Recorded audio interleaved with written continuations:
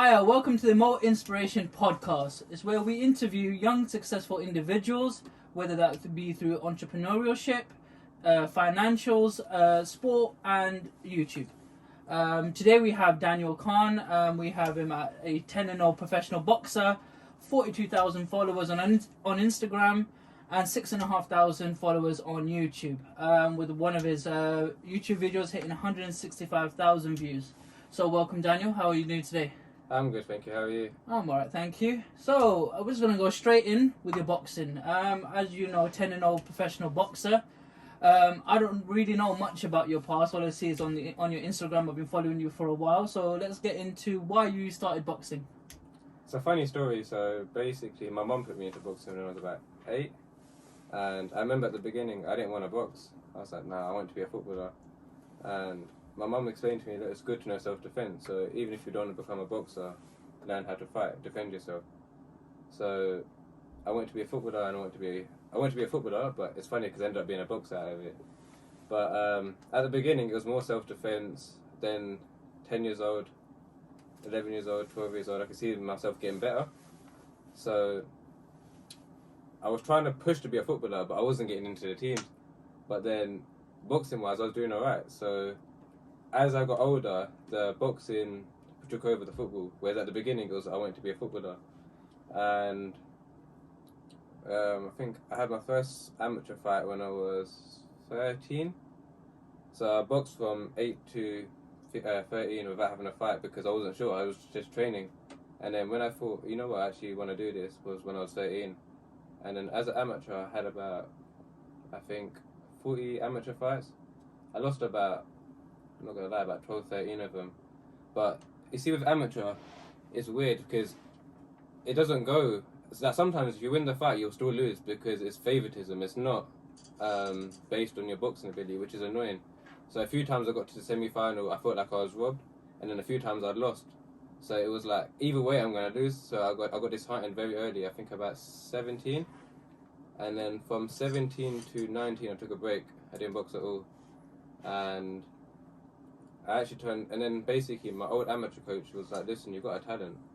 I know you've fallen out of love of boxing in the amateur side, but the professional side is much better. You get more recognition, you get paid as well.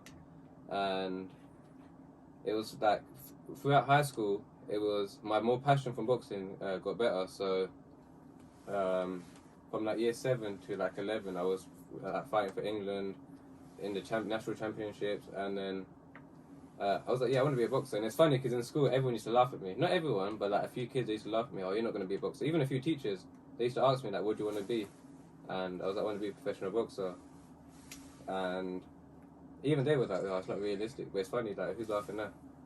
It's one of them where I proved them wrong, and then even my whole life, like, I've been proving people wrong. So for instance, I got my first performance car when I was 18.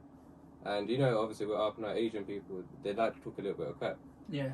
And I remember they kept saying to my parents, like, don't get, like, for instance, I used to work with my dad, and then obviously as I got older, you start becoming your own man, don't need to rely on your dad.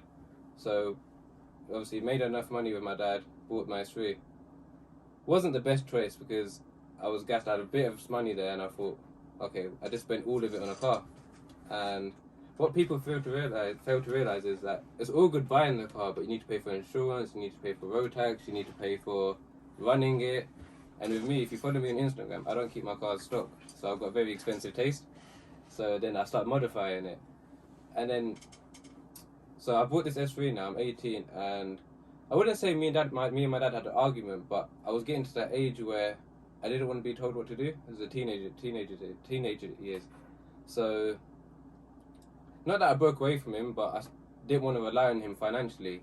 So right now, basically, it wasn't an argument. So basically, we had a little disagreement. And I was like, okay, Dad, I won't ask you for help no more. And so when I was 18, I had an S3 there, but I had no money. Like, I couldn't put petrol in it. And then what I started doing is I went to college. And then you see when you go to college, you start meeting new people. And I started buying and selling iPhones. So what I used to do, I used to buy the screens from China, from eBay in big bulk, so maybe like 20, 30 of them. And as I would go along, I would try and find the phones. So I had 30 screens there, but I didn't have 30 phones. So I remember at the time I was making like £60 a phone, and then more time that was all going in petrol. Then Obviously, there's only so much you can do before your aspirations get bigger. So say if I wanted a splitter, like it was a gloss back splitter, in the end I wanted a carbon splitter. So obviously, if you know about cars, carbon isn't cheap. Yeah, I know it's very expensive. It's very expensive, yeah. So so from there I've just pushed. With me, like it's weird. Like you're saying that you introduced me as a 10-0 professional boxer, but I don't feel like a boxer. Like I do so many different things that I just feel like boxing is my passion. Like I like fighting. Doesn't mean I won't want to go street fight with someone, but it's like a challenge. You know what I mean? I enjoy the challenge. Like I enjoy going into a fight and everyone's seeing me. Like they can see, like I can show everyone what I'm doing. And sorry, I've lost myself now.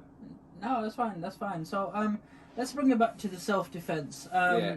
Where did you grow up? Because if you're talking about self-defense, was it a rough area? Was it?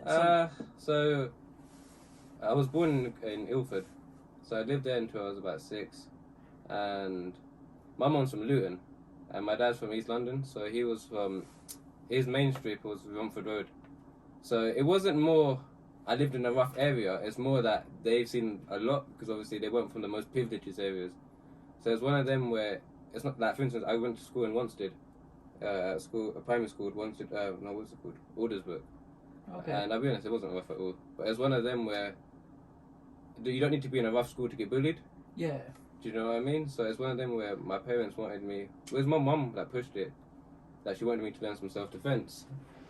No, I can totally relate to that. I mean, I grew up in East London, Forest Gate, so it's just off Romford Road. Yeah, so it's not as bad as the media portrays, but it doesn't mean you're not going to get into a fight. You can get into a fight in Chigwell. Do you know what I mean? In Hammersmith, in Knightsbridge. No, that is true. I think it is definitely something to have as self-defense. I mean, different. I don't know whether you know about my upbringing, but I was bullied. It was pretty bad. I was in fights every other day. So the whole. I think I had to learn self-defense to some degree. So my uncle started pushing me towards just learning how to hit, learning how to look after yourself because, like you say, you don't have to, it could be anywhere that you get bullied. I mean, I've been to like 10 different schools in my lifetime, so. I can understand. Yeah, that's a lot. I moved to Pakistan. How many schools have I been to? I went to basically see in like year 1 or was it? I can't remember. It was so long ago. But I actually went to Ilford Prep, which is a private school. Okay. And I remember I think I done like 1 year there, and I was like, Mum, I don't like it here. I don't fit in. I'll be honest. I was like, I don't fit in. Everyone's wearing ties and their hair's like, do you know what I mean? Like proper posh. And I was like, I'll be honest, I don't like it. Then I went to Maze Park. Okay. Again. By that time, we moved house to Wanstead, so I was only there for a year. And then from year 2 to year 6, I went to Aldersburg, and that's where I met my best friend now, Arhad. Okay, yeah. That's how me and Arhad we've been friends from that year 2. And then come to year 7, I've moved house again, and this time we've moved to Loughton, which is Essex. Yeah. And it was a big shock for me, because yes, like, I'm from East London. Yeah. So now I've gone to Essex, and the people, they're not like they're bad, but they're completely different. Do you know what I mean? Like it's more. I don't know what the word is. Posh. Yeah. Okay. Gentrified. Yeah. Do you know what I mean? Yeah. Like, this is when you start seeing like the hair slicked back and like even the music taste. Yeah. Yeah. Like, do you know what I mean? I went from rap to like Usher. Usher. Do you know what I mean? Like, but you know what it is? It's good because it diversified me as a person. Like, I can go to East London. If I need to speak road, I can speak road. But then if I need to speak push, I can speak push. Like, it's good. No. Yeah, like, it's weird how life, like, do you know what I mean? Like, everything's all planned already, isn't it? Yeah. Everything's already all written, so it's like, it's weird, man, how things, like, you think, oh, I don't want to do this, but then you realise in the long term, my parents knew what they were doing. Yeah. Just to go through with your boxing as well, and just through your younger years. I mean, you say you moved to somewhere that was a bit more posh. I always like to bring it back to race and religion, for example. Did you suffer any, racial hatred or, I did, Basically, when I was in East London, no. But when I went to Essex, I did get a little bit of racial abuse. But it was like, you packy, you bomber, you this, you that. And it was one of them where, if you knew me as a kid, I was very, very quiet. I didn't want confrontational. So, like, year 7... It wasn't like the whole year. It was like 1-2 people, and I think year 9 is when I snapped. Someone called me a packy or said something about my nan or something, and I just hit him, and I got in trouble for that. But then obviously my mum's come in, and I'm not gonna lie, she backed me. She goes, "Yeah, he's being racist," and it's one of them where he was pushing me this and that. I was thinking, bruv, I can knock this guy out. Yeah. But when you do boxing, you're taught not to have street fights. Yeah. 100%. Do you know what I mean? It's discipline. But I was thinking, no, forget this, man. I'm getting the mick taken out of me. So anyway, I punched him. We've had a big fight. He's hit me. He's bigger than me. But what they don't realize is that I'm used to getting hit. You can hit me all day. Like, do you know what I mean? It's not gonna faze me. And then I would say I've got a bit of respect. But yeah, throughout school, I did get a little bit of racism. But can I say something? Those people that are racist to me, I'll be honest, they're nobodies now. So what does that mean? The ones that were all popular in school and like all the, do you know what I mean? Yeah. Like the loud ones, they're nobody now. Oh, I can agree with Because that. their attitude in their childhood is carried on into the adult life. And what you have to realize is that you're not a kid your whole life. So you had behavior issues as a kid, you got behavior issues as an adult now. So now you're in and out of jail. So do you know what I mean? Where you was going to detention all the time, now you're just in the adult life now. So one thing I'll say is, if anyone younger is watching this, don't worry about like people being racist to you, because racism I think is bullshit personally. Like just because you don't like someone, anyone, it doesn't matter if you're black, white, if you like, I hope you don't mind my words here, but if you're a prick, you're a prick. Do you understand? Like I hate racism because it doesn't make sense. Why are you gonna not like someone because they're black or because they're Paki? And like as a kid, I grew up like around it. Like obviously being in Essex, there was only like 2 Pakistanis in my whole school, or 3, and I think there was one in my year, and his little brother was in school as well. So yeah, I'm not a big fan of racism. I'm not gonna lie, pisses me off. And have you felt any of that while you've been going through your career as a boxer? I mean, I have, yeah. Yeah. So there was one fight. I think I was about 15. We went to Southend, and I won the fight, and I've got the crowd calling me a Paki, this and that. And I'm not gonna lie, I cried. I'm only 15 years old. I'm thinking, bruv, I've left. Like, I'm getting it at school, and I'm getting it at boxing. But it was one of them where it toughened me up, and I won the fight. We've come out, and I think my dad back then, what did he have? He had an E280. He had an AMG line, Yeah. like the 09 plate. Yeah. Someone keyed it because I won the fight and typed in Paki and that, like keyed Paki in it and that. But my dad, I was like, and my dad was like, no, I don't have mine, we'll fix it. And like, that's a good attitude to have, because a lot of things happen to me where I think, mine, I'll sort it out. Yeah. There's no point dwelling on it. No, that's a good attitude to have. And it's funny, that same car got stolen. Like, it was just, and even again, my dad was like, I think it was on third party at the time. Okay. Or traders, I can't remember, so you don't get paid out. So he lost like, what, 19 grand? Okay. He's like, mine, I'll make it back. That's one good thing I learned from my dad. Like, his attitude is like, man, we can sort it out. You can always sort something out. Yeah. Do you know what I mean? As long as you're not dead, you can sort it out. Yeah. Just looking at obviously your Instagram, I've seen a lot of youngsters ask you about, what's your advice when it comes to boxing? I mean, in terms of age, entry. I mean, you probably know loads of the questions you always get asked on Instagram. Yeah. So what is the advice you'll give to people who want to enter boxing? So one thing, if you're going to be an amateur boxer, yeah, the coaches, I don't know what it is, it's some bullshit mentality. They get in your mind that you need to be tall for the weight. Okay, say if you're tall for the weight, but if you're, like for instance, when I was a kid, they used to make you put a bin bag on, drink lemon juice to take all the water out, and I just felt weak. So I say if I was big for the weight, but I was weak. Yeah. So like, I feel like there's a misconception in amateur boxing that you need to be tall. The taller you are, the better. It's not true, man. Because look at Mike Tyson. How short was he compared to everyone else? That's true. Yeah. So that's one thing I'd say. Another thing, there's no point boxing if you're not going to go for a run. Yeah. A lot of people want to punch in that, but the fitness comes a lot from running. Yeah. And even me, I'm guilty of that. I hate running. And as I've got older, like I run every day now. If you look on my Instagram, I run every day now. I used to hate running, but then they always say in boxing, if you cheat, you're only cheating yourself. You're not cheating the coach. That is true. Do you understand it? Like if you get beat up, your coach is not getting beat up in front of your friends and family. Mm-hmm. It's you getting beaten up. So you get what you put in. That's what I would say. What else for boxing advice? Age. There's no wrong time to start boxing. Personally, I don't think so. Anthony Joshua started at 18. No, He's world champion now. That is true. Like, I'm 24. I'm not world champion. Do you know what I mean? Like, I mean, as long as you've got the yeah, determination. like, I'm gonna be world champion at some point. But with me, Inshallah. inshallah. But with me, had a lot of people waste my time. I don't want to mention names, but people promise you the world, and at the same time, you get a lot of views as well. So you think they're helping you, but they're not. They're really not. Like, the amount of people where JJ will back me up, the amount of people that I'll meet them and they're like, oh, can you shout me out? Can you do this? Can you do that? I'm thinking, yeah, but it doesn't cost me nothing, so it's not a problem. But at the same time, I don't see you promoting my fight. Yeah. I don't see you promoting my YouTube. But then when I don't do it, I look like the bad one. But just because you have 100 followers doesn't mean you can't promote my stuff. No, but everyone's quick to tell me to promote their stuff. And I'll be honest, I feel like I feel like a little bit of a guinea pig. Like, sometimes, even if I'm in the right, I look like I'm in the wrong. And what you have to realise as well, it's not like I have 1-2 people trying to get shit off me. It's so many people. So, and you have to realise, I get very flustered. There's sometimes where I can't sort my own problems out because I'm sorting out everyone else's. Yeah.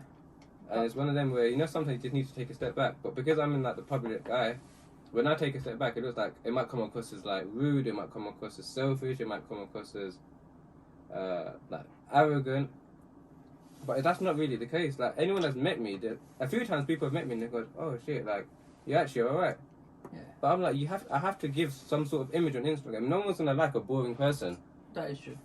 And, like, another thing, they're like, and what's funny as well, yeah, like, people are like, oh, your captions are so cocky, blah, blah, blah, blah. You know, more time than music lyrics. Yeah. Do you know what I mean? Yeah. So it's alright when they say it, but when I use it in, like, it's relevant to the picture that I'm posting, I'm cocky. Like, I feel like people just want a reason to hate me. No matter what you do, no matter how big you are, how small you are, the moment I think someone sees you becoming successful, hitting those goals. I don't get twisted. I do not feel successful one bit. No. Like, I'll be honest, man. People look at me and think, wow, I'm thinking, bruv, I'm so long off of what I want to achieve. So what do you think? Where in your life? What is it that's going to make you successful then? What do you think is going to? What moment in life is going to tell you? You know what? I've reached a level of success. So, if I got a world title belt, I'm happy. If I don't fight after that, I really don't mind. You know what I mean? What you have to realize is, like, I've never relied on boxing financially. Like, it doesn't make me money. Yeah, I might make whatever so much money from that fight, but what you have to factor in is my food. I don't eat normal food. My food is the best grade. Do you understand? It's expensive. Yeah. My supplements, expensive. Going to gym, I have to pay for my gym. Do you understand? I have to pay for my trainers. My trainers aren't cheap. You have personal coaches, they're not cheap.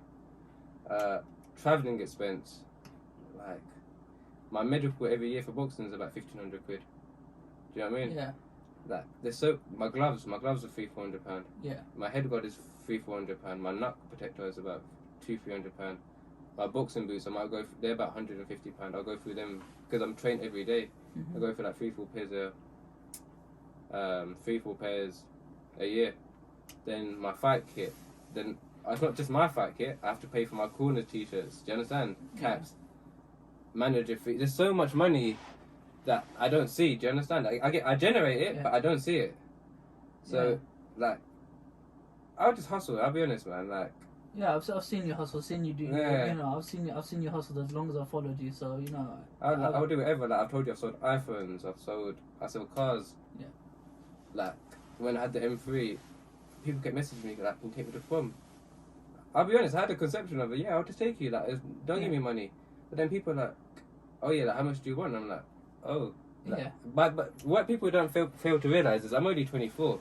Yeah. Like, I'm still learning my way. So like, when I was like 21.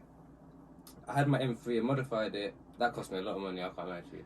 It did look expensive. It did. It cost me a lot of money. So, like, it's like, but the thing is, back then, I didn't have no expense. So, whatever money I would make, I would just throw at my car. Then, as I've got older, like, if you see my cars, they get modified, but it's not like bam, bam, bam. Like, before on the M3, I'd buy carbon splitter, then I'd smash it, and then I'd quickly go buy another one. Like, I was in one of those phases where I wanted to impress everyone. Yeah. That on social media, I wanted to have the baddest car, this and that. And then as you get older, you realise, like, for instance, eventually when I want to get married, buy a house, I can't spend all my money. Do you understand? Like, how I used to. It's not like I don't have it. I feel like I can't afford it no more because if I spend that, then it's taking me away from that goal. Yeah. So now what I do, if I make money from a car, I'll spend it on my car. But like, if I make money from boxing, that will go into a different pot. So I have pots now, do you understand? Yeah. So if I make money from a car, say I made, for instance, £1,000 off a car, I'll take £300 out, and then I would reinvest that £300, and that £300 I'll modify it. Yeah. I could easily spend 1,000 and then do you understand? But I don't Yeah. like doing that because then you're not really saving. That is true. I'm 24 now. How I like my cars, but then, for instance, my GTR. I had my GTR. I did not want to sell it, but it made financial sense. Yeah, definitely. Do you know what I mean? People might say to me, "Oh, you downgraded." I don't feel like I've downgraded. My pockets feel more heavier. Yeah. Like, it's not cheap, man. Yeah. And at the same time, because I have these cars, everyone wants to drive them. Yeah. It's for me. I feel bad saying no, but like a splitter for the M3, for instance, £400. If they go over a speed bump too hard, And they smash it. Yeah, smash it. Yeah. I don't want to sound bad here. Not a lot of people have £400 to just give it like that. Yeah, that's true. So there's times where I've given my cars to people, and for instance, my GTR, I haven't told no one this. I didn't even. You know, it's with me.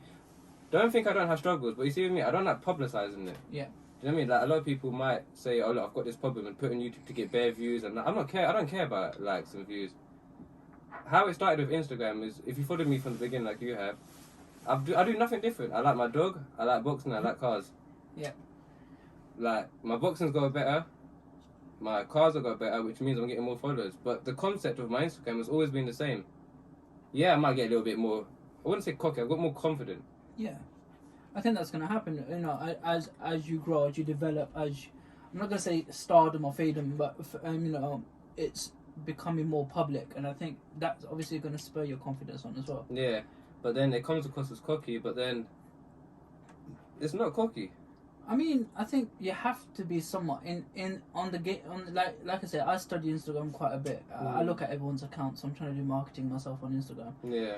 You have to stand out, and sometimes you have to be a little bit cocky. But Yeah. you know, and I think people don't understand that sometimes you just got to play But the game. is self-confidence and cocky the same thing? I don't think so. It's just misconception. So yes, I think I've just used the wrong word. Yeah, it's self-confidence. Yeah, Yeah. having that self-confidence often kind of leads to being cockiness. So like, I like to see myself where I work very confident in the work that I do, but Yeah. people turn around and think I'm really cocky when I'm at work, and I'm like, Not really though. Yeah. Are you going to, like, for instance, if you're selling a car, Yeah.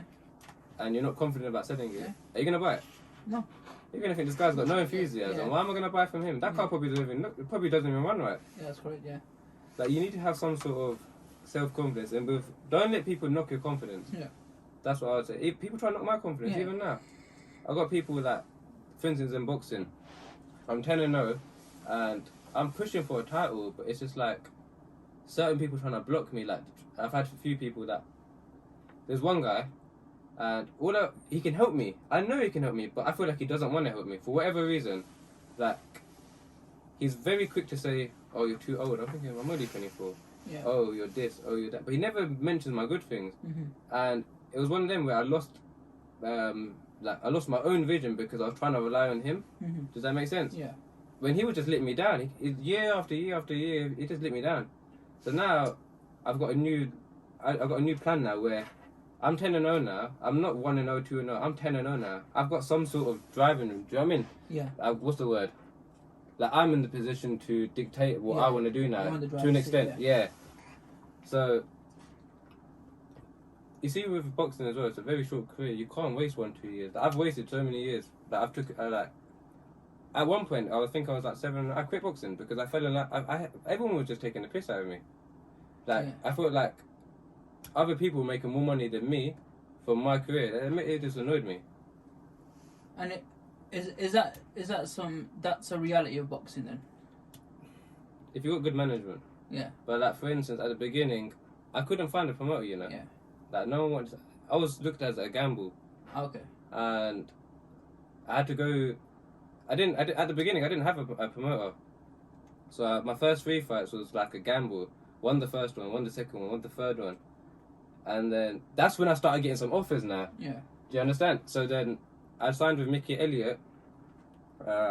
So basically, my coach, his wife passed away sadly at the time when I was 3-0, and like he didn't have the mind frame, and he was like, look, it's understandable. Do you know what I mean?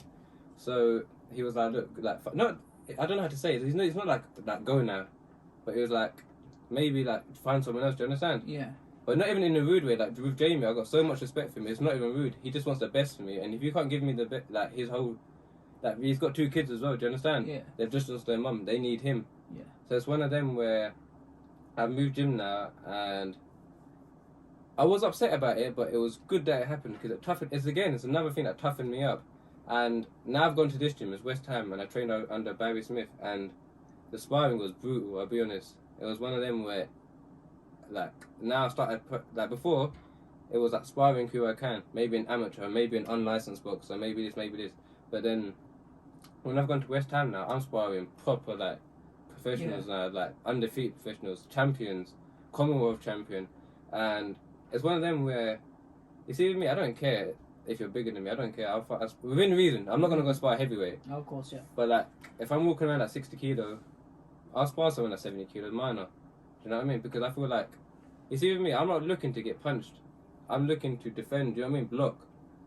And so, with me, my conception is not to get hit.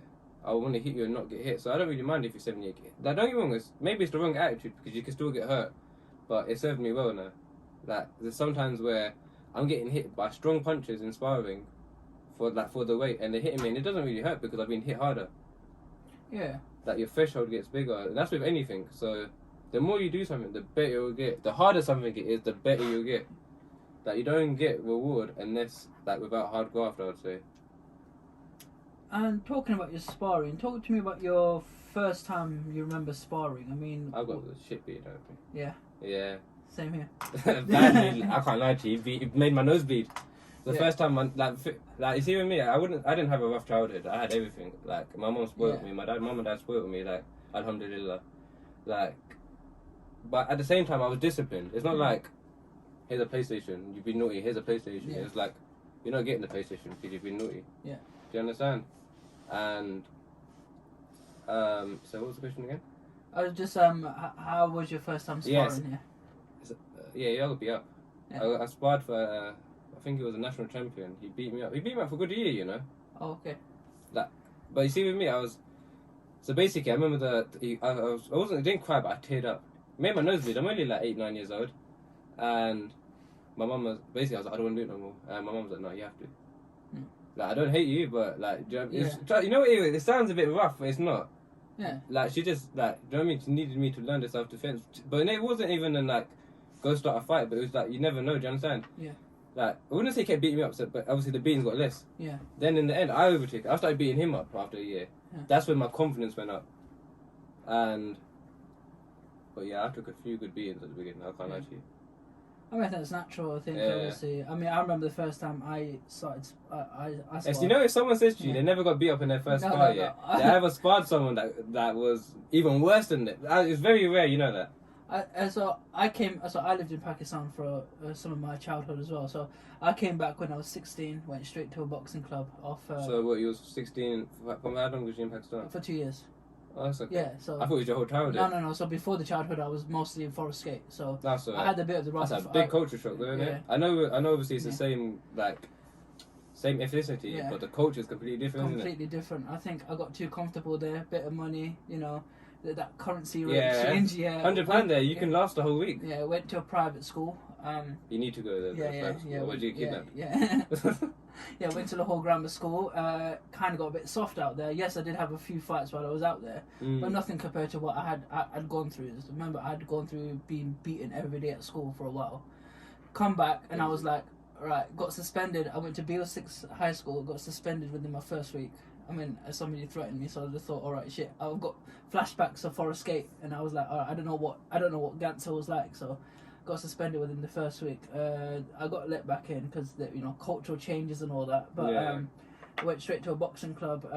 Sparred for the first time. Got the shit kicked out of me. I started tearing up. I didn't cry. It's not even that it hurts. It's more like I got beat up. Yeah, I got beat up. Yeah, like, and you can't. And there's rules of boxing. You can't just take him out like that. You know what I mean? So but you know, I was quite soft there, so I was tearing up thinking I got beat up. Yeah. But then something just clicked, and I thought, nah, fuck this, man. He's beating me up.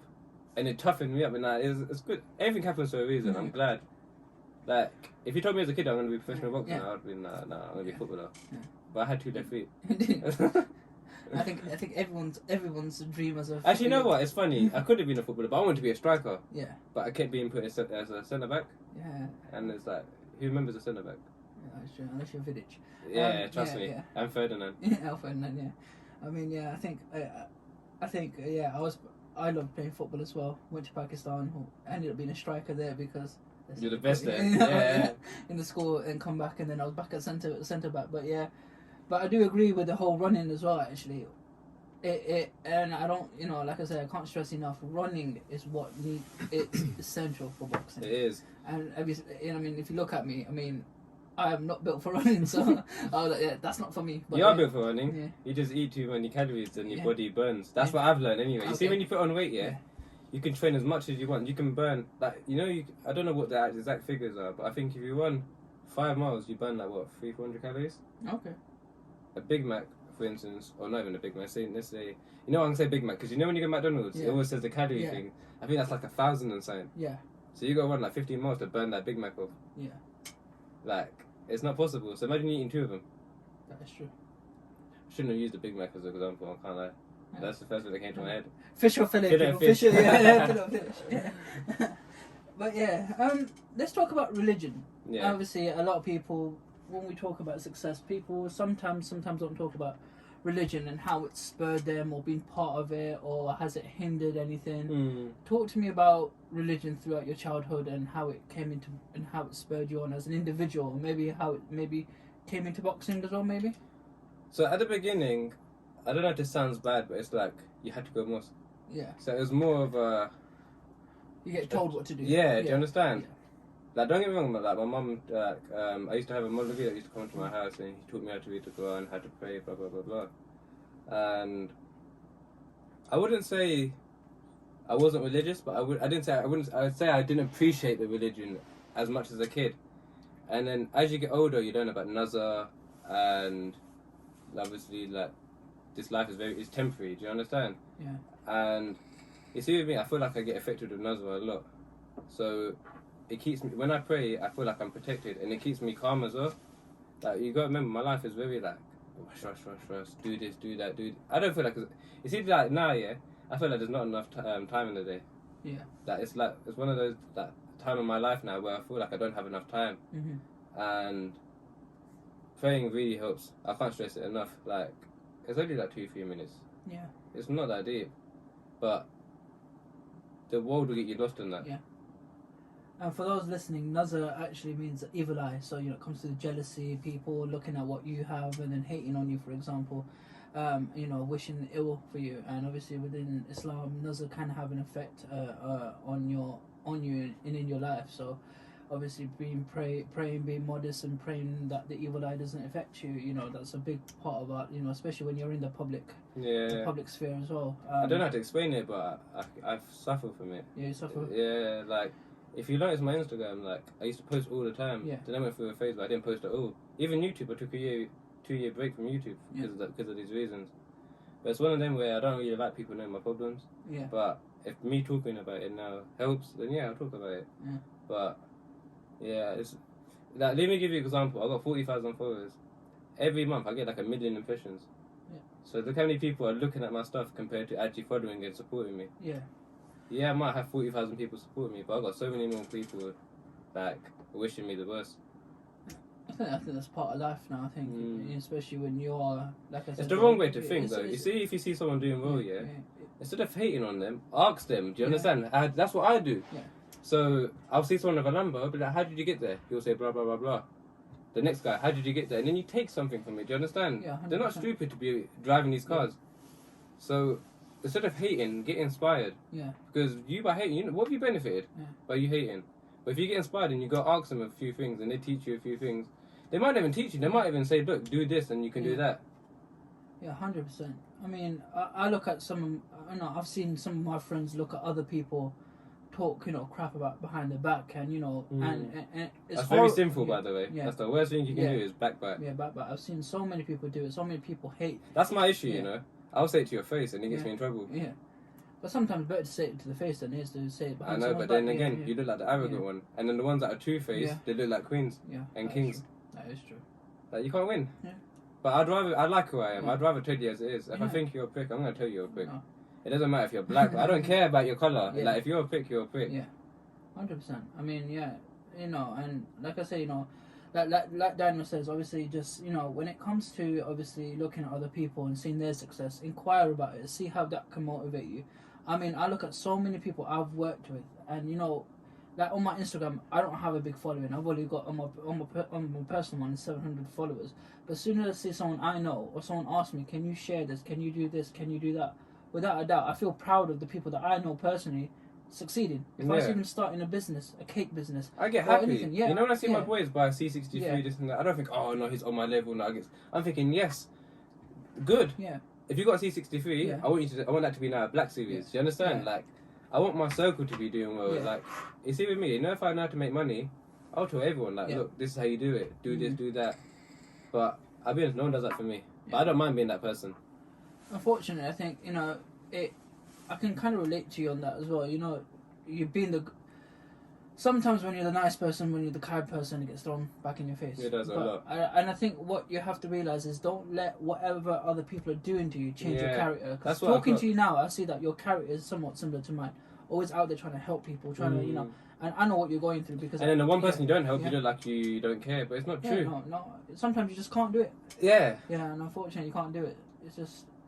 But I think obviously with you being in the more public sphere as well, it kind of just amplifies it even more. But Yeah. you know, like Daniel says, man, just be happy for everyone. Just inquire, because obviously if you're, and I think because you're not feeling that success and you're seeing someone else successful, you're hating on them. Yeah. Why not do something about it? Why don't you ask? Why don't you study? Why don't you do this and that? Why don't you approach them? Because to be honest, if I don't like someone, but that person comes and asks me, you know, how are you doing this? How are you doing that? I'm gonna help you, because at the end of the day. It doesn't really cost me much, does Yeah, it? it's not going to cost you much. This is a bit of advice, you know what I mean? If I can help, I can help. If I can share, if you need investment, I'm not saying I've got bare peas and that, but you know what I mean? Yeah. I'm just saying that you need £50 to start off your, you know, website domain and stuff like that, yeah? Fine, if I can do it, I'll help you. If I can't, then I can't. But Yeah. don't think that we're doing that out of spite, because you can imagine, you don't know what's going on behind closed doors as well for us. Yeah, 100%. Like, you see with me, like right now I'm like back into my boxing again. I'm running every day, I'm motivated, I'm training, and like if you look at me, I got bags under my eyes. Mm-hmm. But it's one of them where I don't really sleep much. But I'd rather try and be productive than sleep. It sounds a bit stupid, but like I'll finish training and normally, you see, like 2 years ago I'd nap, and then go back to training. Instead of napping now, I'm on Auto Trader. I'm on Facebook trying to find cars to buy, trying to asking people like, what can I do? Like, do you know halal money is the best. Do you understand? Because it will last. Yeah. That's one thing I would say. You see all this halal money, it will come quick, but it's gonna go just as quick. Yeah. I can 100% agree with that. It's one of them where as well. You see, you're not gonna take money to your grave. So if you're gonna take anything to your grave, you want to take good deeds. Yeah. Do you understand? So like, halal money is the way forward. I'm telling you. Yeah, 100%. I see a lot of people frauding people, and yeah, you have a big watch, but yeah, you got a big car, but you're not gonna sleep well at night. Mm-hmm. I guarantee you're not gonna sleep well at night. And even more importantly, when you die, you got to answer for all this. 100%. So the less bad you do, the better it's gonna be for you later on. Yeah. It's a good thing. It's a good look at the thing where obviously we were just talking about religion, how it, you know, it comes into effect with success. I think obviously when we talk about halal money, halal income, you know, permissible income, you know, you're gonna see that money stretch out a bit more in your pocket. You're gonna see it being used a lot more. I mean, look at Daniel. I mean, I look at him and look at all his cars and him being young. At least he's doing it the right way. You know, I'm originally from Rochdale, right? I've just been to Rochdale myself. I see everyone out there rolling around in RS3s and Golf Rs and everything. And you know where that money's come from. You know that's weed money. You know that's drug money. You know that's money from this and that out there. You know it. People boast about it out there. You know what I mean? But, you know, I look at you, Daniel, and I think, you know, you're doing so much. I feel like you're older than me, but you're still quite a few years younger than me. You're 24. I mean, you've got your friend and all the pies. And you see another thing as well. Everyone's got the misconception that it's daddy's and mummy's money. Don't get me wrong, they gave me a good platform. Yeah. But they're going to pay $4,000 for my carbon bonnet for my GTR. I don't think so. Yeah. Do you understand? Are they going to buy the 11 splitters or whatever I bought for my... They're not. Like, people say daddy... Yeah, okay, say if I live in a nice house. Like, my parents drive nice cars. But if my parents are doing well, you think I'm not going to learn from them? Obviously, yeah. And like I said, when I was 18, I made a bit of money and my dad got the S3. But from there, the S3 turned into a GTR, turned into an M. And it's not like I've lost money either. Do you understand? It's like you don't buy an S3, keep it for 2 years, and then get your 30 grand back. Yeah. Do you understand?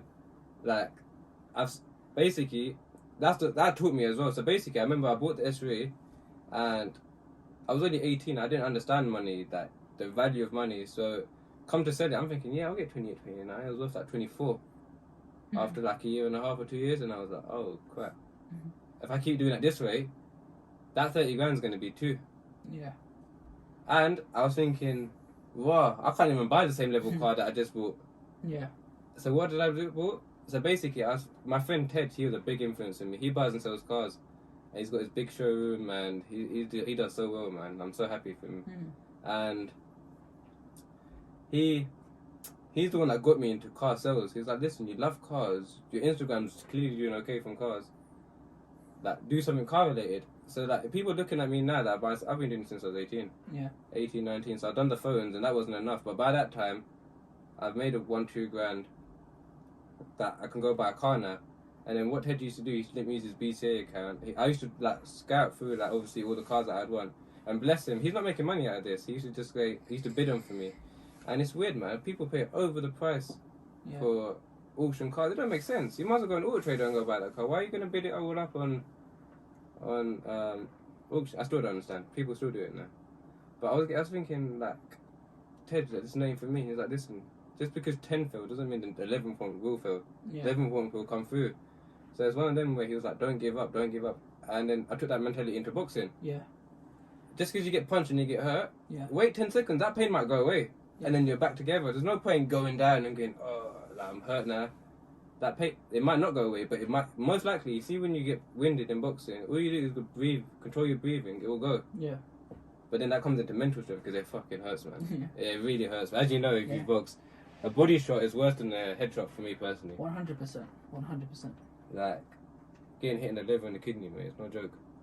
Liver shots and kidney shots, yeah. Especially, it happens as well, you get low blows. There's times where I've pissed blood. Oh my god. Yeah, trust me, can you imagine that? A few times, even after my 6th fight, the guy kept hitting me low. He got a point taken off as well. But I was pissing blood, man, I was scared. There's times where, I think after my 9th fight, I had a lump on my head. Yeah. The doctor saying, don't sleep just in case there's a blood clot.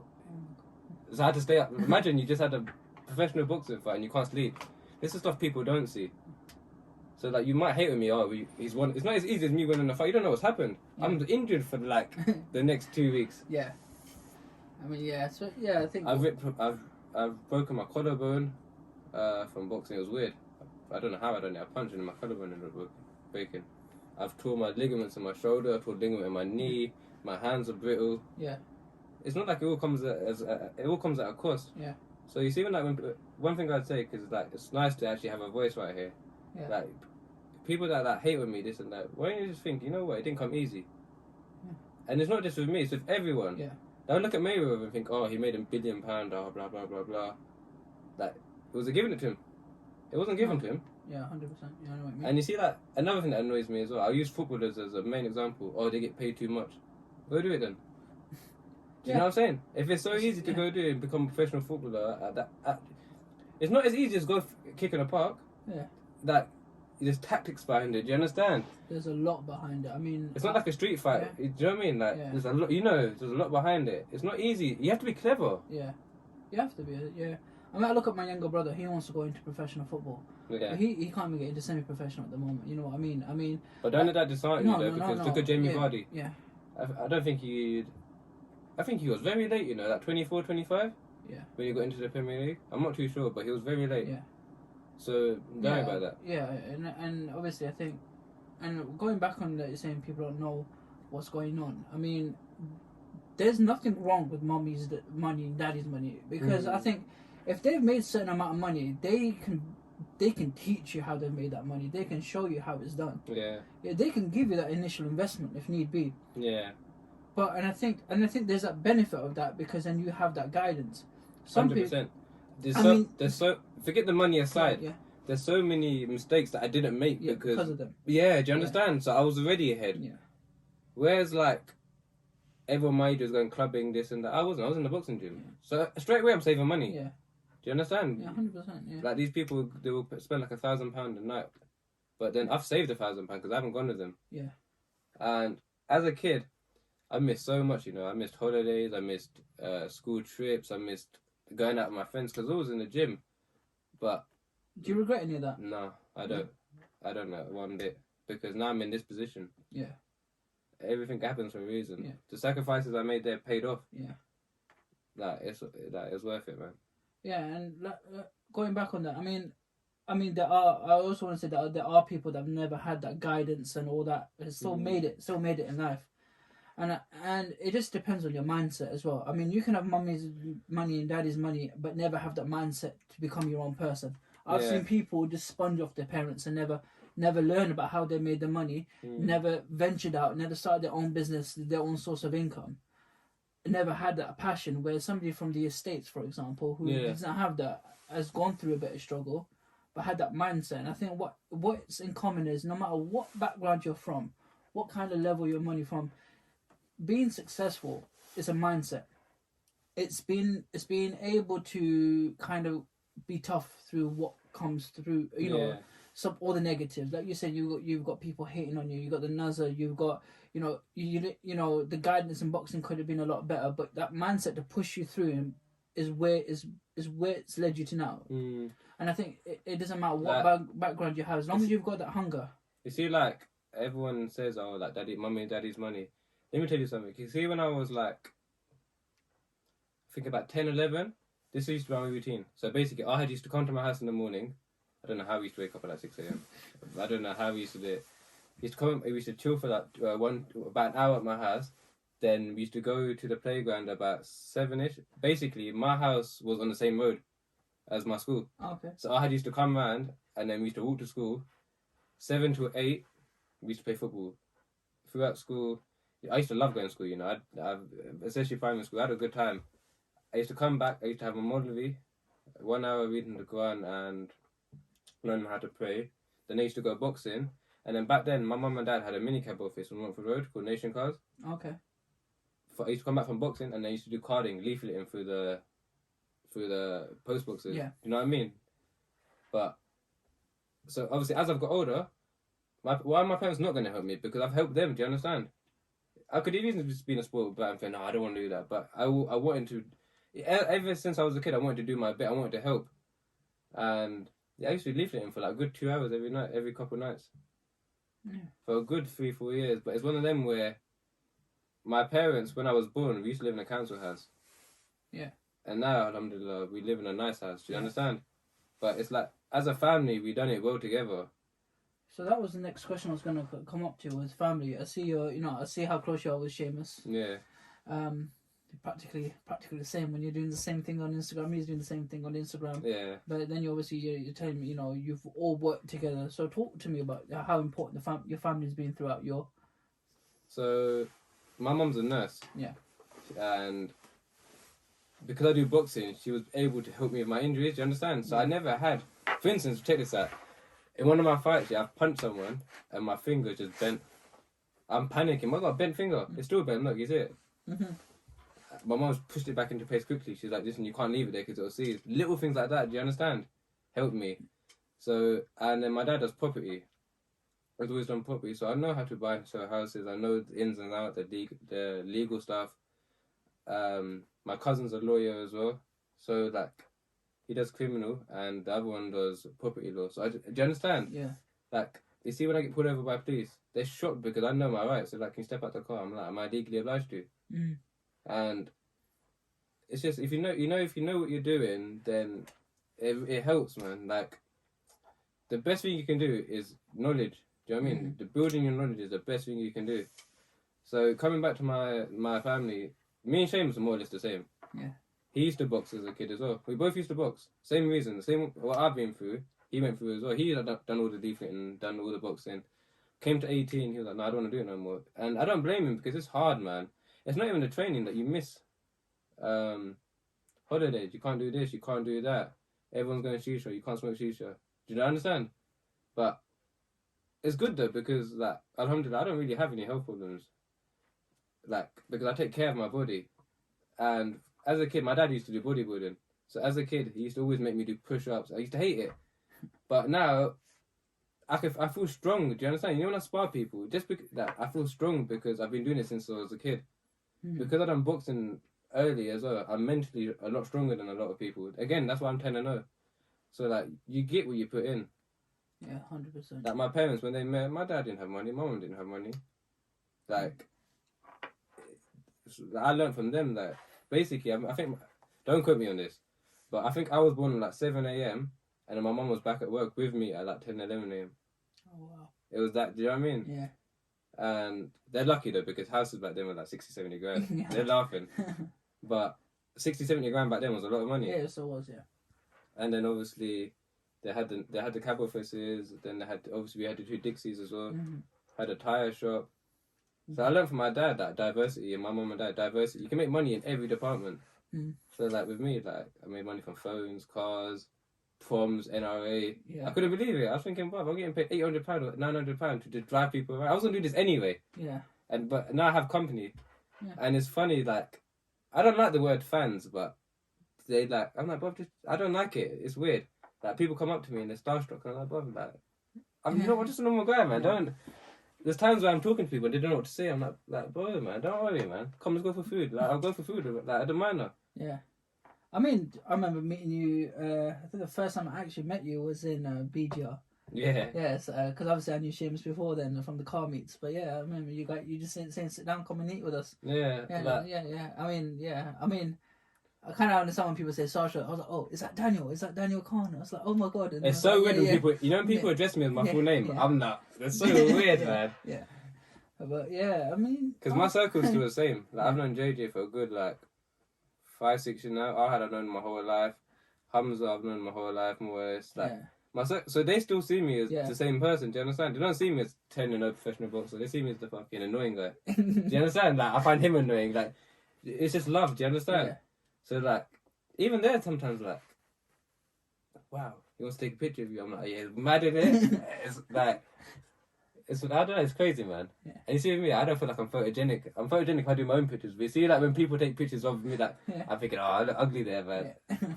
But I've adjusted to it now. It's one of them where, at the beginning, I did not adjust well. Yeah. You see with me, because I was very quiet. It made me a little bit depressed. I didn't like all the attention. Yeah. But then, as you get older, you can use it to your advantage. Yeah. And I would say I was lacking prayer back then as well. Now that I pray more often, I feel much better inside. I have more inner peace. Okay. And you think prayer is one of the reasons for the success you've come? 100%. Yeah. 100%. Yeah. There's times where I've prayed and it happens. Yeah. That as simple as that. So let's talk about the biggest thing that's been going on, COVID, and how it's affected you. I want to go into a bit of mental health as well, and how it's affected your mental health, and what are you doing to kind of keep your mind occupied, and has it really affected you? Has it not had much effect on you? And how it has affected me. Yeah. It has. So I haven't had a fight for over a year because it's just hard. Yeah. It's hard to get a fight, and boxing's my bread and butter. Yeah. So I don't have that income anymore. Do you understand? You see, when people are like losing their job, I sympathise because I know how you feel. I don't have my job. I wouldn't say I'm unemployed because it's still there, but I feel unemployed. Do you understand? Yeah. I don't get my fights like I used to.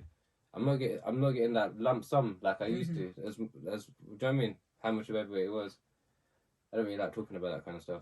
Oh. But like, it has affected me. Even the car market. The car market's messed up. And I like selling cars. Like cars that are worth like 10 grand. People are letting them go for like 7, 8, which means there's so many cars cheap. The whole market just drops. You understand? And at the same time, Boris Johnson's just pissing me off. That he's so indecisive. Yeah. How are you telling us to go out and then not go out? Then how are you telling us that you can eat it out and then, oh no, that spiked it? Yeah. It's common sense. Yeah. It's like, I don't know, I don't want to be political because I don't want to get in trouble. You won't get in trouble, it's a podcast, bro. Yeah, I don't know, man. I feel like they do this on purpose. Yeah. Just to control us. How are you trying to tell us not to go out? Yeah. And like, all my bills are still the same, and my income's not the same. Yeah. And basically, I'm filming for YouTube now. Not that I want to make an income from it, but if it makes me some money, why not? Yeah, why not? Yeah. Me and JJ went out, recording the video. I got COVID fund. I was like, listen, I don't have my main income, so I'm trying to do something else. He's like, oh yeah, you're with someone that's outside your household. I goes, okay, no problem. You're with that officer. He don't live with you. Yeah. So what's the difference? Because I'm getting paid, you're getting paid. Yeah. Gave me COVID. I was like, well, it's not fair. Yeah. But then if you go on the road, there's so much traffic. Yeah. So it's one of them where if everyone just stayed in for a month, would it not be sorted? Yeah, I think our government did the complete opposite, whereas everyone, I mean, it was almost following in the footsteps of America. Just wait it out and see what happens. Another thing. Yeah. He's telling us, don't go meet your family, don't do this, don't do that. You seen the video when he's like, I went to the hospital and a few people had COVID and I shook their hand. Yeah, so you can do it. Yeah. And they're saying not to leave your area, isn't it? Yeah. He got spotted on his bike, completely out of his ends. Yeah. So why is it okay for him? And another thing, what annoys me, they're telling everyone to stay in, yeah? It's all good if when you're a politician and you've got a chef and you've got a gym in your house and you've got a big house and do you understand? You've got people delivering stuff to you. Of course you're going to stay in. You've got loads of money in the bank. You don't need to leave your house. What would the people actually leave their house, have to leave their house and they're getting fined? I don't know. I don't know. I'm a bit irritated with this country. I can't lie. The people are lovely, but I don't like the way it's been run, man. It's annoying me. So how are you dealing with the stress then? The stresses of COVID. I go for a run. You go for a run. Yeah, I'm too tired to be stressed then. I've been running a lot recently, more than I normally would. I only need to run 3-4 times a week. I'm running every day. Yeah. Sometimes I'll come back and then I'll just go walk my dog again. I won't go for one, but it's just with me. I'll say my mental health is getting affected. Not that I'm being upset. I'm just irritated. Yeah. I'm irritated for everyone because we all that. It's not just me. Yeah. All our stuff is just messed up. Yeah. And we've been put in lockdown now. Mm-hmm. How long? This one looks like it's going to be there for a No, while. but how long is this lockdown last? He hasn't told us. He hasn't told us, yeah. How are you putting us in lockdown without any... You see, let me use boxing as an example, yeah? You have a world title is there, yeah? And you have a goal to go towards, you understand? He just put us in lockdown. It's not like we've got this amount of date, so if we stay in for this long, it's alright because we can come out that date. Yeah. We don't know. Yeah. Like, I don't know. It's annoying me. Yeah. I mean, I work in aviation, and I've seen his and we're looking at our jobs in aviation, and I've seen so many people lose their jobs. Yeah. Especially, where I work. And I've seen a lot of people lose their jobs as well. And it's not nice, man. Like I say, he's there putting barriers on countries that don't need barriers. I mean, I say look at UAE, right? So I've been following a lot of countries on how they dealt with it. UAE put their whole country on lockdown straight away, right? They stopped everyone from flying. But they defeated Egypt by letting everyone come in. Sorry? They defeated Egypt by letting everyone come in. I think that when they had it under control and they had the necessary measures. I think you should use New Zealand as an example. The reason they're completely over it, aren't they? They're not letting anyone in, so there's nothing to deal with. But like I said, even their response, let's say UAE's response for a while, try to get into Abu Dhabi is impossible as a foreigner. Okay. Right? You have to land in Dubai. You have to isolate, go into Abu Dhabi, go through various checkpoints on the way, and then have to isolate again before you have to walk around. Yeah. Dubai, you have to have a test before you get there. You can test when you land, and their COVID deaths, for example, and I follow it, it's peaked about 12 deaths a day. But more on average, it's 3 deaths a day. Okay, and what's England? England, we'll hit over 1,000 the other day. I think we're 100. We could 100 people have died. 100,000 people. Yeah, we're over 100,000. We're over 1 million. But what measures do we have? Sorry. I don't know what countries, but you see people, countries sanitizing the streets. Yeah. We ain't done that here once. No, we're not. Our country has. I think for us, I mean, they just waste so much money where it's not needed. Yeah. That they don't have money for where it is needed. I mean, look, you said Turkey. Turkey sanitizes its streets. China sanitizes its streets. We haven't sanitized. Fuck all. Yeah. Like, I feel like because the country's so overpopulated, they want this to happen. As bad as it sounds. Yeah, I mean, it's they're scaring people to staying inside. That's not good for you. Yeah.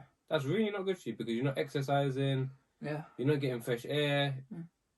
You don't realise your health is deteriorating. Just by stress, your health is deteriorating. And if you're thinking, if I go outside, I'm going to die, the stress will kill you alone. Yeah.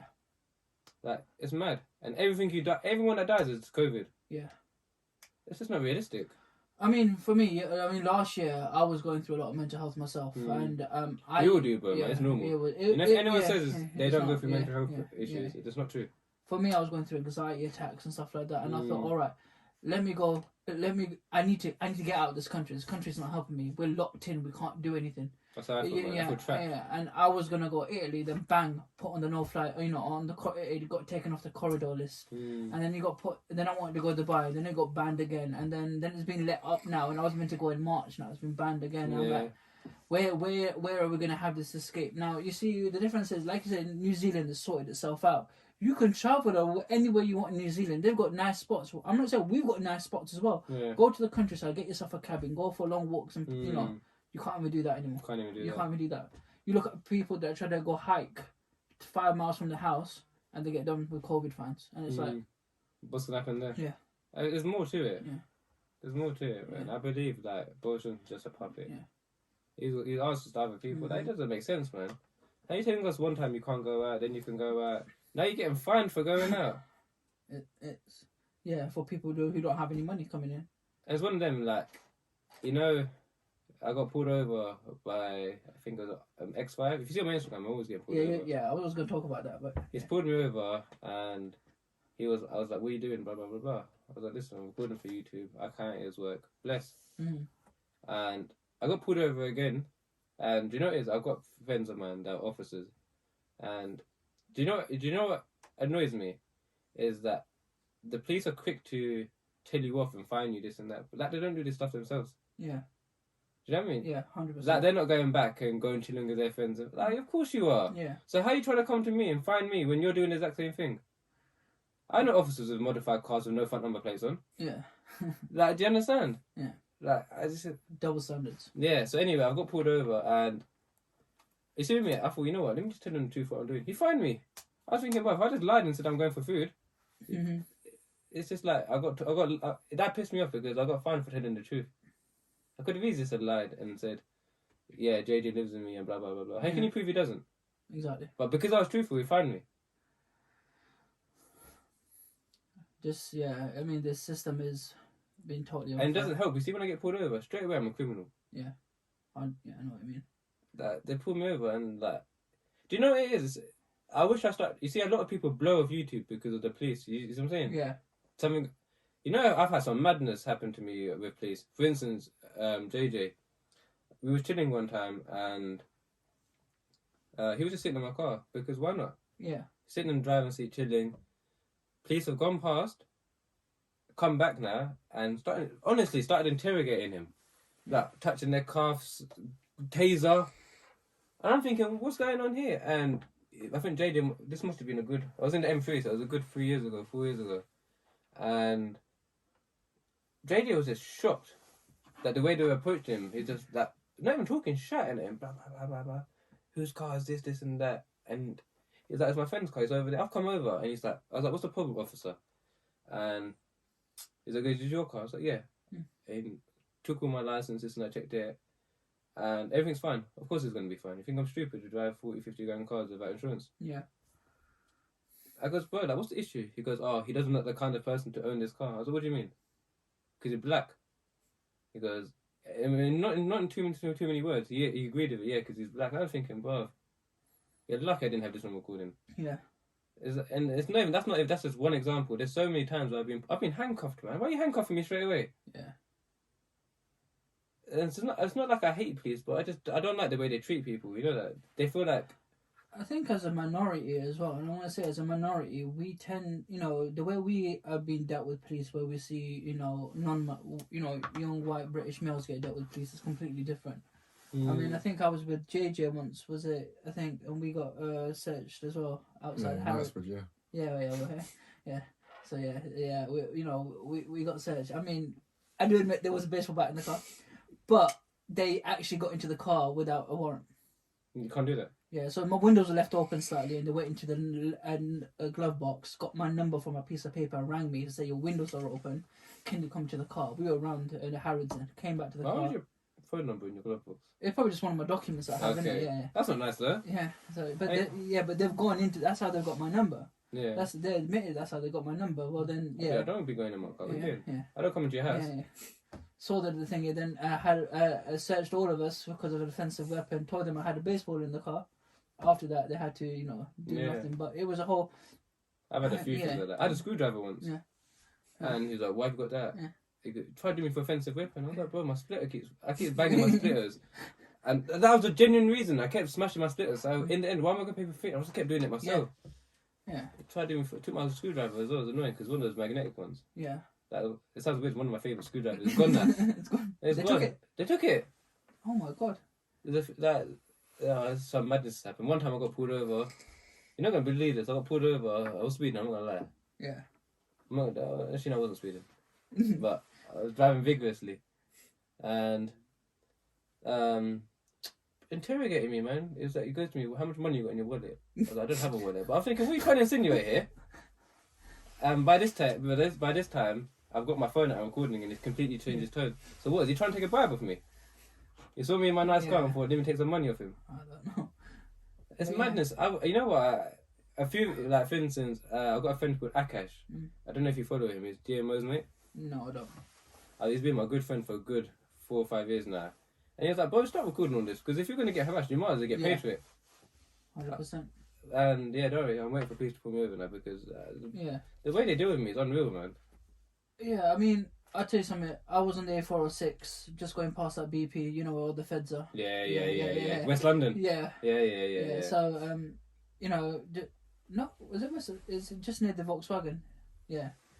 And obviously I've got a sticker plate under the front left headlight. I saw that. Yeah. V6 owner. Yeah, V6 owner. You saw that now, haven't you? Yeah, I saw it. Saw it with the plate as well? Saw it with the plate. Because I would have had to go back down to London and then change. I was in Manchester when I saw it. Okay. Yeah. On business, if anyone's listening.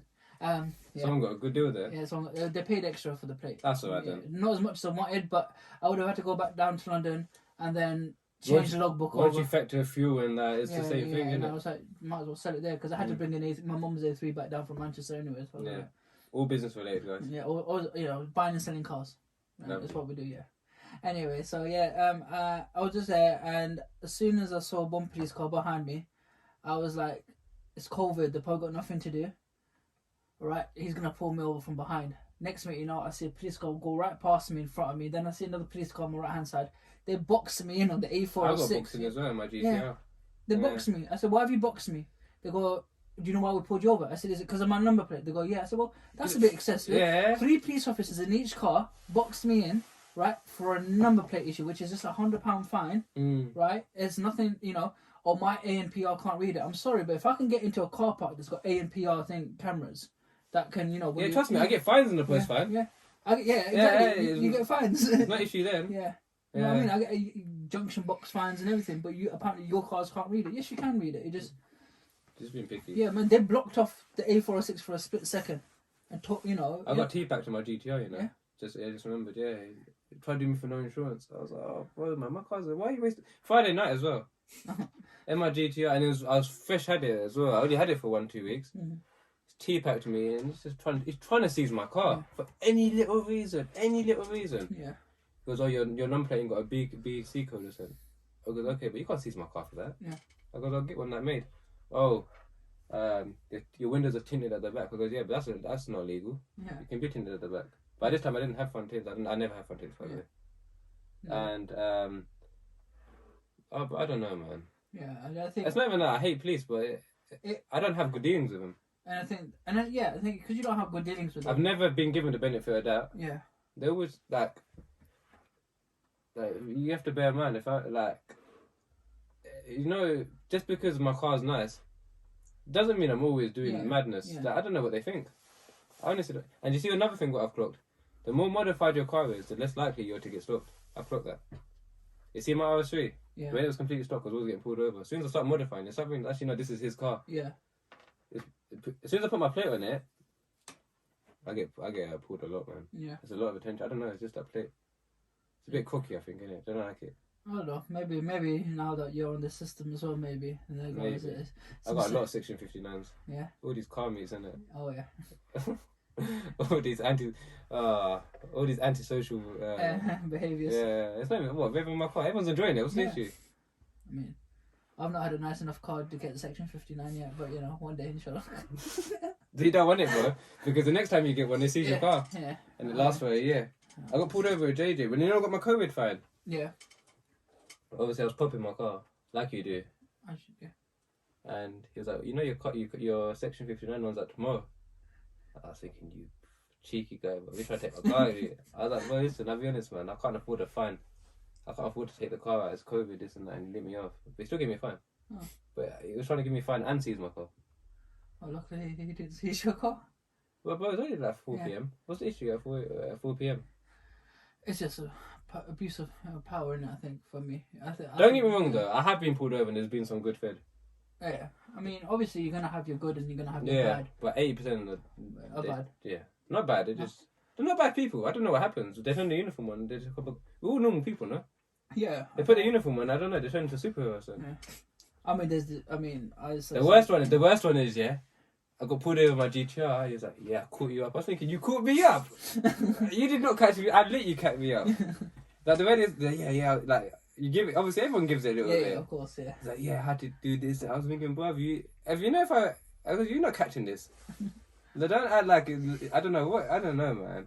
The worst one's when they egg you on. They come behind you and start tailgating you. Yeah.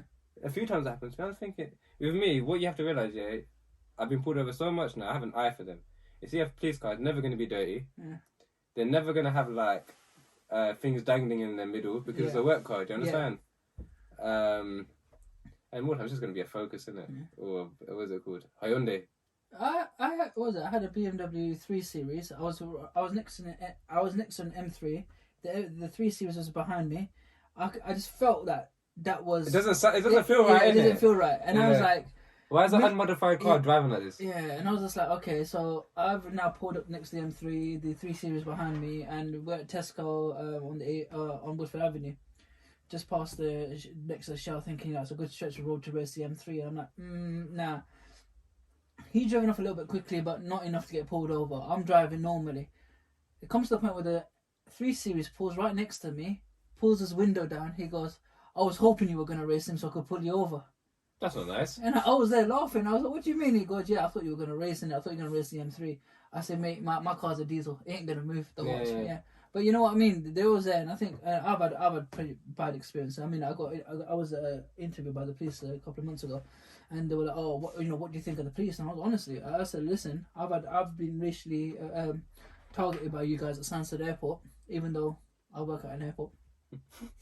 I know what the rules are, and they're telling me I'm breaking the rules, and I'm not. But as soon as I came in, you like looking at me because we were the only 2 brown people in that morning. But that happened to me in Heathrow, you know. Yeah. I was basically I was picking my friend up even from checkout. Was it not checkout? Arrival, say. Yeah. I'm recording it as you're doing it. Your boy coming. 2 fed with their guns come up to me. They're pointing at me like, you can't be doing that. I'm thinking, well, is that necessary? Yeah. All you have to tell me is don't do it. But why are you pointing your gun at me? Yeah. Well, you can do it. And it's one of them where I don't promote street fighting, but put that gun away, I'll knock you out. You understand? Yeah. It's not one of them where I'm saying I'm going to knock out a police officer, but I don't like it when they start abusing their power, man. Yeah, just for the record, he is not going to hit a police officer. I'm not going to hit a police officer. No. But when I got that COVID fine, JJ, that black officer was squaring up to me, wasn't he? He was fucking. He was squaring up to me. I was thinking, bro, why are you squaring up to me? Yeah. Because I'm not squaring. With chest tightness and that. I'm thinking that, bro, if you want to come have a come to my boxing, to my boxing gym and let's have a spar. Yeah. There's nothing illegal with that. Yeah. But I don't know, man. You know what? The woman police officers are nice though. They tend to be alright. All you have to do is make them laugh. Yeah. And then it's alright. There you go, listeners. You just got to make a female officer laugh, and you're right. You see, if you get pulled over, if there's a female officer, talk to them. They're more nicer. You always get one bad cop, one good cop. Normally the man. I don't know what happened. I think he must think some alpha male. I've got a female here. I need to impress her. But the one where we got pulled over, me and JJ, we got searched at outside Harrods. It was a female officer piping up. The male officer. Is it? Yeah, the male officer looked like he was fairly new because he was asking. He goes, "Should I search him or you search him?" And I turned around and said, "Well, you're a female officer. You can't search us." Does it want that? So yeah, only male can search male, female can search female. I didn't know that. Yeah. I'd rather female search me than male. Oh, man. I don't want you touching me. But yeah. All right, so we've got a bit of an insight to you now. Let's just finish it off with YouTube. So yeah. I mean, we have spoken a bit about your YouTube, but yeah. So why YouTube? I don't know. I actually know what I'd lie. I see Liam doing YouTube. Yeah. And I'm thinking that it seems a bit fun. Like everyone can. I don't know why I done it. I'll be honest. I don't know why I started. I just maybe Liam had an influence, like his channel, but the actual reason I don't know. Yeah. I just see Liam having. I thought, let me start a YouTube channel. Same with this podcast. I don't know why I'm doing it. It's not going to bring in any money, but yeah. You never know. So you never know, but just get some sponsorship in. Yeah. We need sponsorship. And you see that Sunrise Radio when they put bare adverts. There's bare adverts in there. Honestly, that radio is funny, man. It's alright, man. It's our childhood, isn't it? Sunrise. I was in Manchester and I was in one of the Rochdale. I was in one of the cash and carry Sunrise radios on. Yeah. All of a sudden, you've got the some marriage thing. You had telling you, I've got we've got this girl, the 23, this job, that job, and we've got this dude, this and job. If you're interested, ring them. I was like, that's good. That's so anyway, back to YouTube. Well, I don't know why I started it, but the reason why I use it now, I see a lot of people with bigger following me on YouTube. And especially with cars, and they don't know what they're talking about. Yeah. Like, people that I would say do know about cars. Tia Hamza, he knows what he's talking about. DMO knows what he's talking about. Who else is there? Officially Gassed, he knows what he's talking about. But I don't want to start mentioning the people. I'm not one to start cussing. No, that's not. But there's a few people with even bigger following than them, and they don't know what they're talking about, and it's annoying me. So it's one of them where, at least my content, I know what I'm talking about. Do you understand? Yeah. So, at first, basically I took a break from YouTube for about 2 and a bit years. I would say I don't really regret much, but I regret that because I could have been a lot bigger on YouTube by now, but it's right, better late than never. Yeah. And even now I'm seeing the growth. I think I started on like 4,000 subs. It's been a couple months now, so I'm like 6.5 now. Yeah. So some people obviously want to watch me. Yeah. And the reason why I started using YouTube more now is it's a much bigger platform to an audience than Instagram is. Instagram was the best, and that's not now. YouTube is, because look at Jake Paul. He's not a boxer, but he's doing better in boxing than I am, and I'm the boxer. So, you see with me, I feel like I'm not in the position I want to be for whatever reason, but if I've got a big YouTube presence, they've got no choice, do you understand? Yeah. So I'm just banging it out now, and as I'm getting up, you see with me, I'm not a good talker. Yeah. Don't get it twisted. There's so many outtakes that you know what I mean? My editing is alright. Do you understand? Like I mumble sometimes. Like, don't get disheartened. You think my videos are they might look good, but I make bare mistakes. Yeah. I make a lot of mistakes. Even like the intro I might have to do 4 or 5 times. Yeah. Like share, subscribe, and like. Sometimes I can't even say it. It just all comes. You know when you just go like like that. I'm like, I've messed that up. Sometimes like I don't stutter, but sometimes I even stutter in the video because it's like. You see, if I'm talking to you, it's fine. But if I'm actually talking to the camera, I feel like a different person. Yeah. I don't like. It's kind of hard, but you see, with YouTube, it's good. It's been good for my mental health because it's taken my mind off. Do you understand? Yeah. It's like a little hobby. Yeah. And when you start seeing like 5K views in a week, like it's not big numbers, but to me that seems alright. Yeah. And there's only so much matter of time before that goes to 50K, 100K, and then if I'm getting a 100K video. My boxing's just automatically going to propel because do you know what I mean? I've automatically become a household name. Yeah. And it's one of them where I don't have to rely on anyone. I don't have to rely on him to give me that stuff because I can do it myself. Yeah. You see with me, I hate relying on people because a lot of people let me down. Yeah.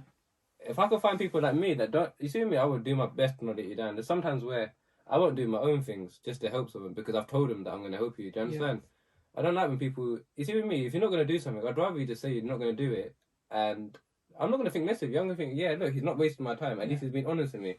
But the worst thing you can do to me is tell me you're going to help me or do this for me and just for bullshit reasons, not do it. It's not even like, it's not even a good enough reason why you let me down now. Yeah. So with YouTube, it's giving me the opportunity to do what I want to do. I've had people like trying to advise me on my boxing. Oh, you shouldn't do this. Oh, you shouldn't do that. But I'm different to everyone else, no? What professional boxers like me? And if I, like, it's weird as well. A lot of people inspire to me. Like, don't inspire to me, man. Be your own person. Take motivation from me, but you don't want to be anyone but the best person you can be. Yeah, 100%. That's what I would say. Yeah. Like everyone's too busy comparing each other to X, Y, and Z, but you're comparing like what he's got, but then you've got so much more than other people. Yeah. Like you're very lost in this world because social media makes you feel like you're not a good person, or you're not doing this right, and you're not doing that. Like fuck social media, man. I'll be honest. Like look at me. Like you only see all the good things. You don't see like I've had people spit in my car, like damage my car, vandals, key it. Yeah. A few of my cars have been keyed, but you'll never know because I don't give people that the opportunity to thrive off my downfalls. Yeah. The person that done it, he doesn't see that I'm a little bit upset that he's done it. He'll probably do it again. Yeah. That you can key my car, whatever. I don't give a fuck. I'll fix it. Yeah. That's the attitude you need to have, man. You can't dwell on things, man. Because when you dwell on things, straight away you're gonna get depressed. When you get depressed, your shit just messes up. You don't have motivation to go do your daily routine. Yeah. So that, yeah, look on social media. It's fun to look at, but don't base your life off that. No. Do you know what I mean? I mean, use it as a tool for motivation, but Like, I know a few people. Yeah, they got a lot of money, but their health is very bad. And what's that money gonna do?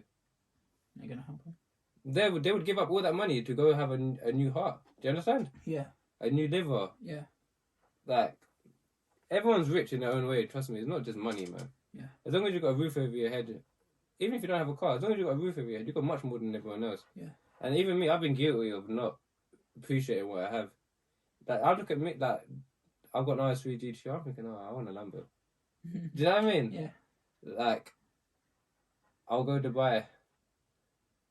Alright, safe. But I want to go to Maldives now. Yeah. Do you understand? Like, I've got the iPhone 11. I know people that have got the iPhone 4 still. But I want the iPhone 12. Yeah. Like, and it's not even social media that makes me feel like that. I just want to have the best for myself. Yeah. And because I have the best for myself, it might look like a showing off, but I'm not, man. I'm just sharing my experiences with everyone. And if you want to follow me and like watch it and have a look, then more than welcome. But if you're gonna hate, you might as well save that energy and ask them for advice or help. Yeah. That's a big thing, man. That's what I would say. I think let's go for the final question. Every auntie and uncle is going to be asking you marriage. Yeah. 24. Yeah. Yeah. I mean, you are what's it? Young to some, old to others. Old to the older generation, young to us, younger generation. But yeah. Is that on the cards anytime soon?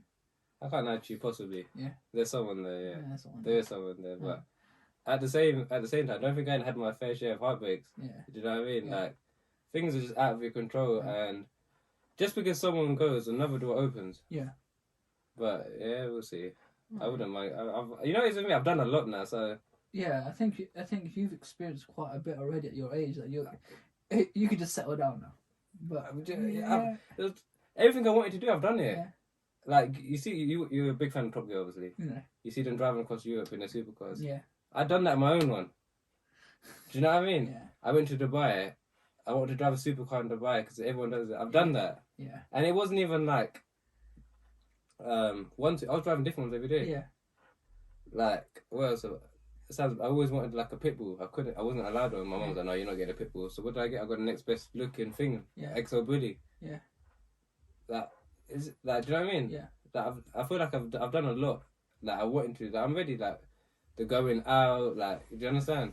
I've done it. Like, I'm ready to just like relax now. Yeah. So Wouldn't mind having a baby boy. I can't lie. Yeah. Yeah. Are you thinking about that? Yeah. All my friends are having kids now, and it's just like it's very cute, isn't it? Imagine that. Like it's not the same, but obviously I put a lot of effort and love into my dog. Yeah. And it's one of them where you see like the affection that it gives you, it's priceless.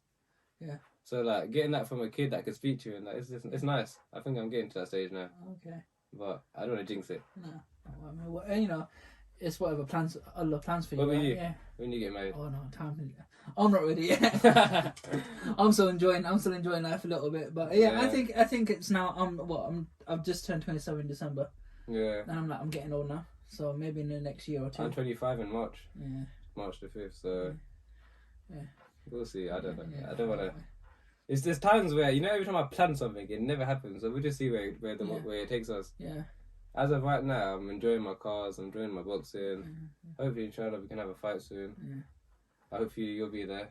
Inshallah. Inshallah, but I always try to come, but I end up working and can't get the day off. But yeah, I know, inshallah. you've got to take the day off. It's a Saturday, most likely. It's Saturday. Well, let's see what happens with work at the moment. Yeah. Yeah, COVID and all that, and inshallah. But yeah, we'll definitely come.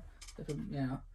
And if there's anyone listening that wants to sponsor Daniel Khan for his boxing, That'd be lovely. Like we was saying before, I didn't see it like this. You see, with me, I was like, I don't really like asking people, but the way he said it is that I'm a brand, so I can give you the publicity. I never looked at it like that. Yeah. Thank you for that, boys. I mean, just having Daniel Khan on this podcast. I mean, the first person to come on this podcast, I already know there's benefit of having Daniel here. Even though I want to know more about him, and we can just talk anyway, as we're doing.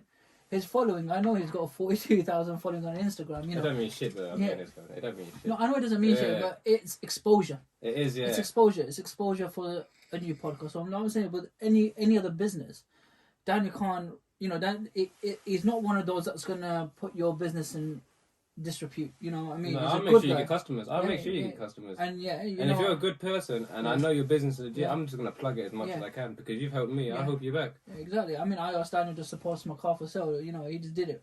He just did it just like that. You know what I mean? So, if you are looking to get a sponsorship, you know, if you are looking to sponsor a boxer, you might as well sponsor Daniel because at the end of the day, he's a nice guy. You know, he's got his head. He's got his head, screwed on, and you know he's got the exposure for you guys as well. So you know, I mean, maybe with more inspiration gets a bit bigger, we might be able to sponsor him. But yeah, but let's get you some sponsors. Yeah, let's get you some sponsors. We'll talk about that. But yeah, so I mean, we've come to the end of our podcast, an hour and 26 minutes. Didn't think it would take that long. I can't believe you spoke for so much. I know. You spoke more than I did. But yeah, and I don't even like speaking. I feel like I mumble a lot. I mean, you said you were nervous. You were just right into it. But it's crazy. I was more nervous for this than my boxing fights. I don't get nervous for my fights. It's mad. But I'm alright now. Yeah. It took me about, I think 5 minutes of talking. I thought, it's alright because it wasn't more of. I was talking to his microphone at first. I'm not gonna lie. But then I started talking to you and I forgot that I was doing a podcast, which is good. That's how it should be. Yeah. Yeah. So I mean, we've looked at your success. I mean, you're saying you don't feel successful, but to others we see it as a form of success. Between me and you guys, I'm probably like 20% where I want to be. So there you go. He's got that motivation. I'm nowhere near where I want to be. If anything, I'm behind. Yeah. I'm behind where I want to be, where I thought I'd be at the stage, but it's not my fault. It's outside influence is the worst, especially when they ain't got the right intentions. But as I've got older, I've learned who's got my back. You see, one thing I've learned, and it's like a cliche where you don't need more than like 5-10 people max in your circle. Any more than that, it's a crowd. Yeah, and I think keeping that good company around you is the number one key 100%. For you. 100%. You see, with my friends and my family, I don't want nothing from them. They don't want nothing from me. We just want to help each other. Yeah. If I see, he's got his meat business, for instance. Yeah. I'll shout him out on Instagram. I'm not going to then say to him, give me a cut. Do you understand? Yeah. The same way where I'll help him with his meat, he would help me sell tickets for my fight. He would bring 1-2 people. Do you understand? He's not going to say to me, give me a cut of your ticket now. I feel like there's a time and place to make money. Do you understand? It's not always money. Sometimes help. Yeah. Help and you'll get rewarded in different ways. Yeah, definitely. I think obviously what I've listened to and the whole idea of this podcast is obviously get insight to people that have achieved something. Well, success is completely subjective as well. I mean, but I've seen Daniel Khan on social media now for a while, and that's why I brought him on. Is because I think I see a lot of people asking you questions. I see a lot of people being inspired by you. So I thought we'd have a chat and see. And obviously, I can see that family, friends, more to a great positive mindset, sacrifice as well. Yeah. And obviously, religion plays a big part of success. It does, yeah. And I think this is why I wanted to open up and see who is Daniel Khan and what's got him to where he is now. I hope I gave a good impression of myself. No. I've never done a podcast before. No, it's alright. But yeah, so you've come out looking. We've got to see your your character as well. Yeah. And I think being success, we shouldn't let it change us. Stay humble, stay who you are, and with a good intention. And we hope that we can succeed even further with that, rather than taking a step back and falling behind and letting that overtake us and become horrible people. You know what I mean? So I mean, thank you very much for coming on to Well, our thank you podcast, for having me on, man. I enjoyed it. Yeah. I can't lie to you, I enjoyed it, man. We'll get you down soon again. It's an experience. Yeah. Everything's about experience, and I've never done nothing like this. I love it. Yeah, well, it's my first one, so there you go. Yeah, but we're gonna do 10, 20 of them now Yeah. this year, inshallah. Inshallah. No worries. So yeah, thank you very much for coming on. And as for our listeners or viewers, hopefully we'll get the video if the phone has recorded it. We'll put it on YouTube. However, we'll be putting on Spotify and other various streaming sites as well. iTunes. We'll look at iTunes actually. We'll look at iTunes because I use iPhone. Oh, you use iPhone? Yeah, I don't have Spotify. People keep asking me for my playlist. I don't know what that means. Oh, okay. What does that mean? Wait, no, okay. Because everyone's like, you got good tunes. I'm like, yeah, but the USB. yeah, what's your playlist? I'm still back. What does that mean? I want your playlist. Basically, you make a playlist, like you make a whole list of songs that you listen to on Spotify. You create it as your own playlist, and you can share that to people so they listen to what you listen. I think I should do that because a lot of people have been asking. Yeah. Okay, let me do that for you guys. Alright, there you go. Exclusive here. Well, you'll probably do it by the time this comes out anyway, but yeah. So it was great having you on, and Thank for you the for listening. having me on, bro. No, it's alright, no worries. And hopefully we'll have another podcast with other people coming out soon, and this should be out in hopefully a week. So thank you very much. Thank you, bro. Thank you.